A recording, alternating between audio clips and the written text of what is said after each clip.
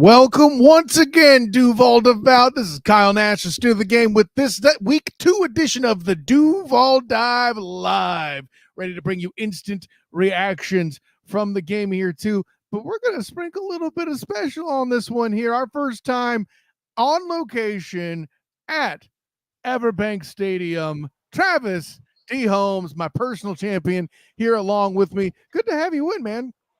Listen, obviously not the greatest of circumstances, but let's start with a couple things here that we can for the positive here for the Duval Duval here. Obviously, Josh Hines-Allen having his first sack of 2024, a good thing. Eric Brown stepped up pretty big. Trevor Tyson Campbell's situation with his injury. I mean, kind of build on that for me if you don't mind. Well, I mean, we got, obviously, to your point, Monteric Brown. That was a great takeaway from today's game. Was he was better in this press man scheme than we originally, thought he might be, which is a great thing. I mean, I'll take a feather on my cap or a pat on the back. You know what I mean? Because I said that he would be, but but also you have Brenton Strange. He had a really good game. He had 3 catches for, I believe it was 65 yards on the 6 targets. Almost had a 4th one. That's a pretty solid situation, especially considering Evan Ingram was injured right before, like in warmups, an hour before kickoff. How big a surprise is that, too? Yeah, that's just crazy. Like, out of nowhere, I'm getting hit up by my buddy. Let me find a fantasy team tight end. My dude Evan Ingram got hurt. I'm like, wait, what? What kind of an impact is a scratch like that on an offense, man? Well, that's the big thing, right? You obviously practice all week with your whole playbook, and the Jaguars last season in 2023, they were top 3 team in the first half of the season before Brenton Strange got hurt in running 13 personnel. That's 1 running back, 3 tight ends. They did it a lot last week against Miami when they were establishing the run game. And then, an hour before the game, after you've installed your entire playbook and did all this practice, your 3rd tight end becomes injured. Well, I'm sure it's going to impact your playbook, your running game, how you're going to attack Cleveland, a lot of that. But that's not an excuse for the performance we saw today, especially in that first half.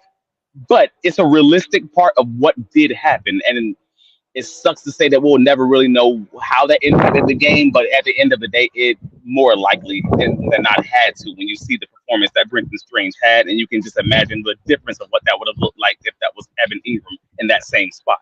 Yeah, I mean, listen, everybody has injuries, but not everybody has them in pregame warm-up after practices, a point that I mentioned in this week's edition of The Good, the Bad, and the Spotty. You can see that on the Fans First Sports Network, by the way. Let me give Travis a bell doing this on location, too. That's amazing. This is going incredibly well, my friend. I appreciate what you're doing. But speaking of things that did not go incredibly well, I mean, I'm just going to come right out and say it. We had a comment that happened at 4 p.m., well before this stream began, by our friend Robert. This O-line sucks. I mean, that's not what I call analysis. It's more of a reaction. But listen, you and I both cited it throughout the week on the Wednesday edition of the Duval Dive. You and I both wrote about it, BigCatCountry.com, Fans First Sports Network. They failed the team today. I think that's a good way to put it. Right, but I don't know that they failed the team. I think the whole team failed. I want to be clear in saying this. The offensive line failed today. Yes. The defensive line failed today, especially in the first half. Yes. That, but yeah, you're absolutely yes. Trevor Lawrence, the person whose name is on the damn stadium, failed today. Yes. The wide receivers failed at getting separation also. Yes, across the board, the coaching staff failed at getting them prepared in the way that they needed to be prepared. Absolutely, yes. And I don't know that they even have questions at this current moment. Answers at this current moment in time. And that's the most concerning piece of all of this. They failed across the board, and in every way, Cleveland won a game that there's no reason that they should have won. And this is so freaking Jaguars. This is it. This is because Jaguars, if we've ever seen it. This is the Houston Texans with an entire backup offensive line in 2023 winning, and the Jaguars finding every single excuse under the book to lose because we have a player that gets injured in pre-game warmups, because we lose the top corner, because we have all these random things happen, and it becomes a reason or an excuse for a loss when these other teams have the equally bad things happen. For whatever reason, they find ways to win. Da, da, da, da. That sounds like coaching. I don't know what to tell you. And let me listen. Let me. I mean, if we're going to pile on with that, let me add into that real quick. I'm thinking of instantly what comes to mind is the red zone near the end. Well, I shouldn't say the end of the first half, but late in the first half. 2 timeouts necessary to prevent delay of games to take them out of the red zone, and still all you could come away with is a Cam Little field goal. Then you can't manufacture one more drive after the Browns make it 13-3. They head into the locker room 2 scores up on the street. I mean, I think that's, to me, Coach, that's the biggest evidence of coaching fail. Is it time for questions about Doug Peterson? Brother, the Cleveland Browns had 13 penalties for 100 yards. Do you understand how bad they tried to give this game away? Like, let me be real clear on this. They tried their hardest to give this game away. 8 of those 10 penalties were just from the Browns' offensive line. Like, it was that bad where they just could not do anything about the Jaguars' defensive line, especially in that second half. And I will give Nilsson credit at least that they did make the changes that they needed to make in the second half, because in the first half they could not get the Browns off the field. I mean, they had drives of 9+ minutes, 6+ minutes, and 4+ minutes all in the first half of the game. So the time of possession at halftime was like 20-9, which is just insane. So Trevor Lawrence at halftime had 11 yards passing. Yeah. 11. And even though the defense did their job from that moment moving on, I want to be clear in saying there is a good conversation to be had saying, well, the Jaguars defense did do better in the second half, but all the damage that happened in the first half is kind of what caused this loss, because the offense also couldn't do enough in the second half to come back. There are arguments, like if the Jaguars defense had played the way they played in the second half the whole game, this wouldn't be a conversation. But I told you on this week's Duval Dive, my biggest concern about this game at that time was that this game becomes the 2023 Buccaneers versus Jaguars game, where the Jaguars offense just can't do anything against this defense because their line is being dominated. And it was that, but it wasn't that. Like, the receivers weren't really getting open, but even when they were open because it's man-on-man defense. So give your receivers a chance down the field, and the one time they finally did, BTJ completed a 66-yard catch. Why not do that more often, Mr. Lawrence?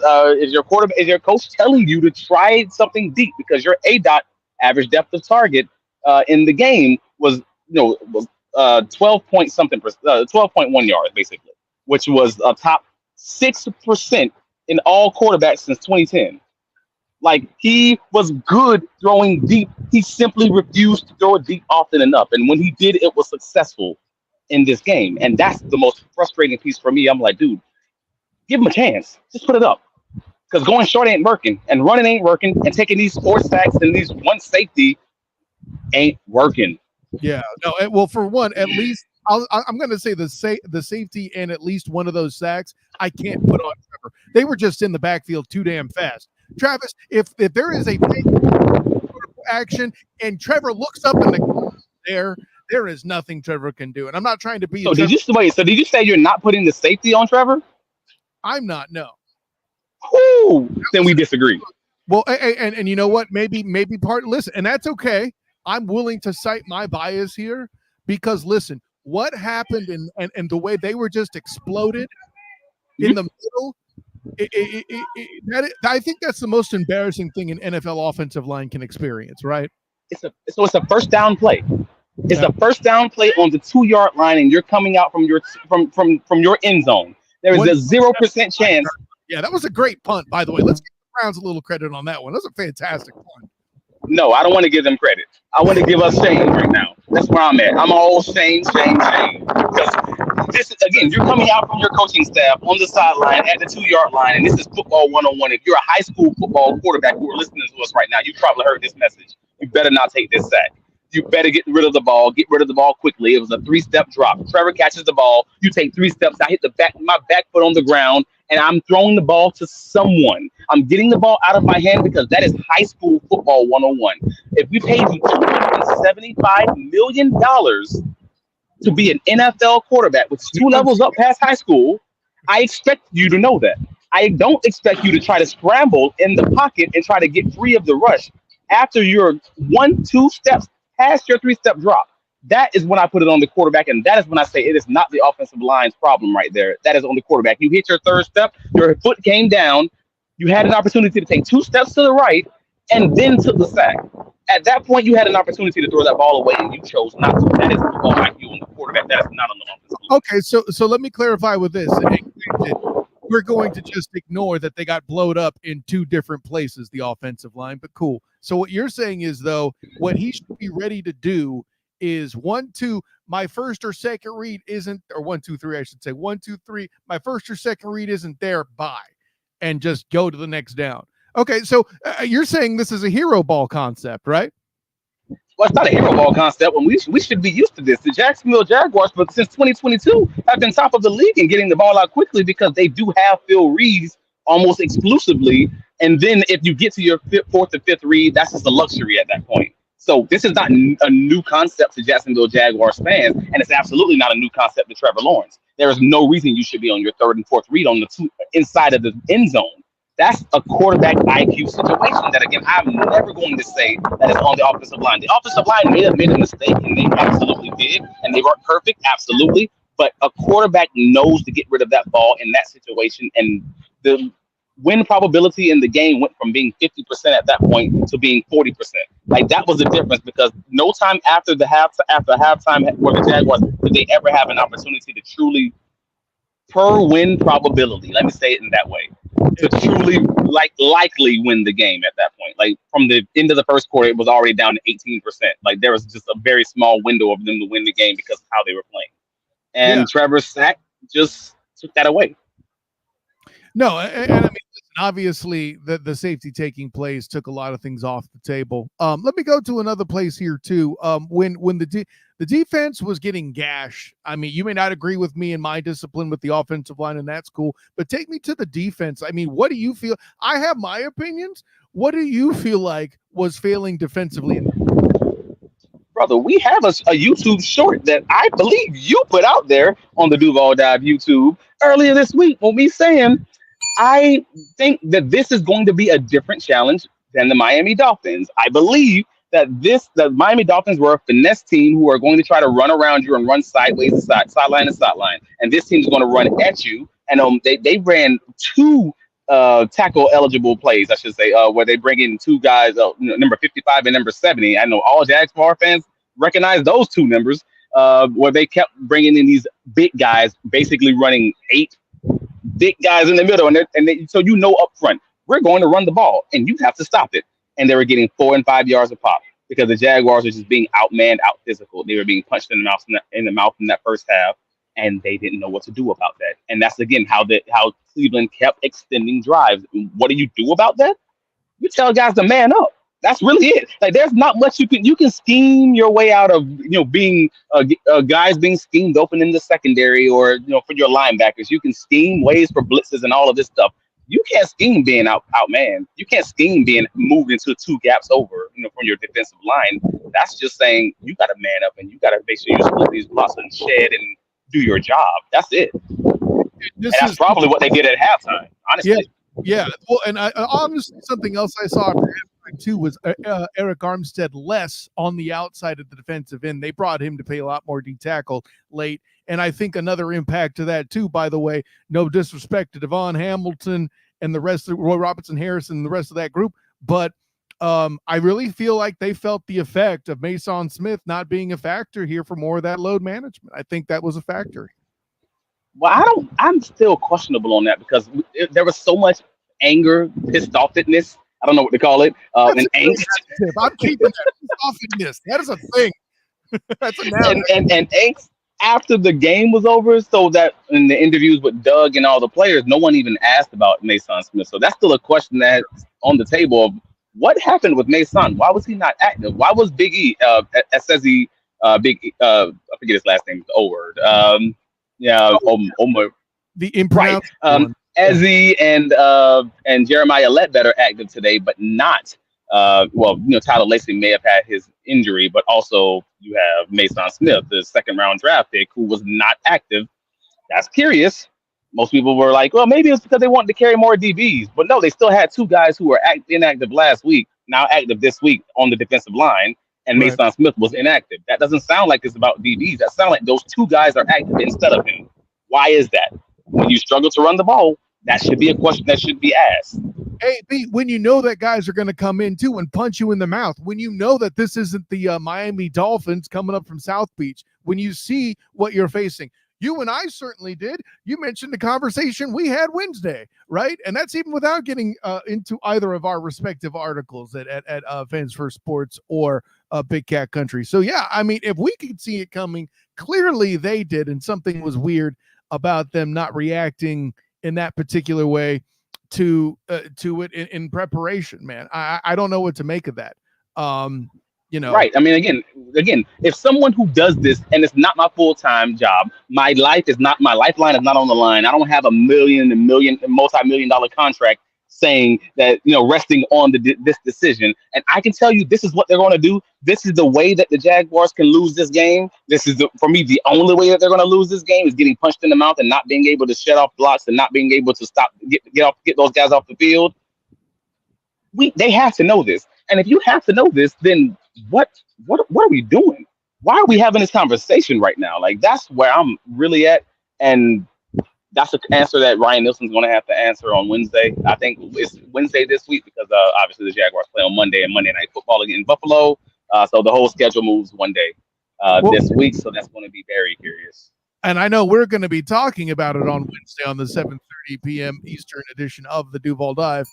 But I'll add this element too. Something I wanted to speak to that I thought was curious that the Jags were able to pull off defensively, holding them to 2-14 on third down. But then the Browns made all three of their fourth downs. I think obviously the difference maker there, but they had a lot of third and long setup. I feel like I think this is a game of missed opportunities, which probably sounds familiar if you're a member of the Duval. Yeah, I was about to say that don't sound familiar at all with this team. Missed opportunities. I've never seen that with this staff and front office. That's the name. That should be the name of this organization, like the Jacksonville missed opportunities. So that's what it is right now. Like, let's keep it a buck. That's all it is. Like, anytime, again, as I said earlier, anytime that they have some sort of some pushback, anything that's just in their way, some obstacle, that can't be the reason you lose, man. If that's truly the reason you lose, then your team has no backbone. And I'm not telling the players they have no backbone. I'm saying organizationally, structurally, in the way that they follow you, they don't believe that after they go through something that they're going to come out on the other side in the way that you guys are handling this. And I don't know how to fix that. That's a core issue. It's a culture. You're saying it's a culture issue.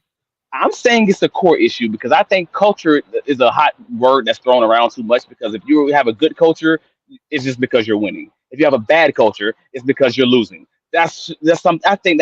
I personally feel like culture in general is the fan speech. So I generally don't try to copy it, if that makes any sense. Because if you're the Dallas Cowboys and you're out there with the whole hotel room full of players sleeping with random ladies, even though they're married, and that's still a good culture because they win in Super Bowls.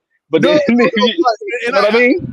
I get that too. I agree with you that word is thrown around too much. I was trying to find a place where the air quotes average fan can kind of feel where you're coming from, right? Yeah, so, man. At the end of the day, these players are men. They're grown men who are leaders, or who are leaders, and they're also following their leader. And I'm not trying to say everything is Doug's fault, but Doug's the head coach. So if my country's going bankrupt, and I'm looking at the president, if my team is lost, however many games out of the last 9, the last win we had was over the freaking Carolina Panthers, who are the doorstop in the league. By the way, I'm looking at my GM and my head coach, because you know why? That's the leader.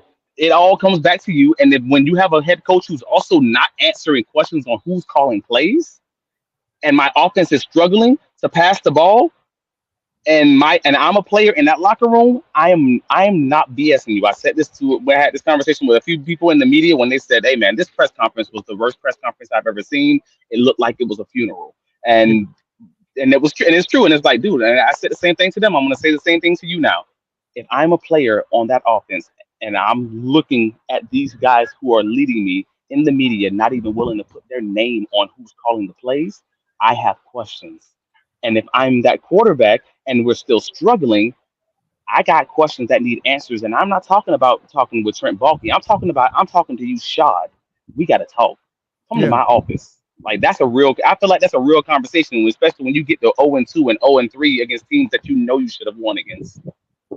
Yeah, and I mean, granted, the argument could be made that the Miami game was a mishap away from that being a win. To me, Travis, I felt like this game, which we believed should have been easier, was more out of reach than last Sunday, which obviously not what you know. And I'm talking about from a pure feeling standpoint, not I maybe I'll have some stats to back that up on Wednesday's edition of the Duval Dive, but for me, the excitement was rampant in the first half of that Dolphins game, and halftime for the Jaguars was dismal. And I'm even saying that as a quote non-fan, just a guy that covers the team. I'm like, oh boy, it's going to be a sad one if this keeps up. I mean, I remember having that instinct, but no, you're not wrong. But I said it all the time. I'm like, Miami was better. The Jaguars matched up better against. I mean, we have this conversation because we don't try to talk like fans. We try to educate people when we're doing this thing. Obviously, you're a student of the game for a reason. But we want to exactly correct. But we want to say like the NFL is a week by week league, and that week the Miami Dolphins matched up well against the Jacksonville Jaguars, the athletes that we had in the scheme that we run. This week, we couldn't necessarily say that. That defensive line matched up very well. Their defensive line, Cleveland's, matched up very well against our not great offensive line. I'm not going to say they're terrible, but our not great offensive line. Their secondary matched up against our scheme, who always seems to struggle against press man coverage. Even when practicing it against Ryan Nielsen, we struggled for the first, 2 weeks of doing it. We struggle against this. It's just kind of is what it is. And then you have our Jaguars defense, who had not answered the question until today: can they face against a physical run game? They haven't answered it since 2023, and the first answer we have this year is, nah, man. It don't seem like it. We're queuing up Bishop Bullwinkle on that question so far. I'm with you. There's a whole lot of hail to the no on that based on this game for sure. Listen, you mentioned not knowing how to turn it around. I'll ask this question. Monday is the next game, right? They got an extra day to practice, prepare, all that other stuff. Recover, I think, is most important because this is a black and blue kind of, you got sore playing this football game. Will that be enough to kind of alleviate some of the injury stuff? And what have you heard about Evan Ingram, if anything, at this point? Well, again, most of the time, if you're going to have an injury that's going to hold you out of a game that happens in the pregame, and if you're talking to something like a hamstring or a quad or anything along those lines, those kind of soft tissue injuries, those almost always are. They're rarely ever one week injuries. Yeah, that's just being right. Yeah, that's just being real. So you already have to assume that he's not playing next week, and at that point, you're just kind of in the same situation that you were in with Tyson Campbell, who they just put on IR, or even Tyson Campbell from last season, who also had the hamstring and the quad injury.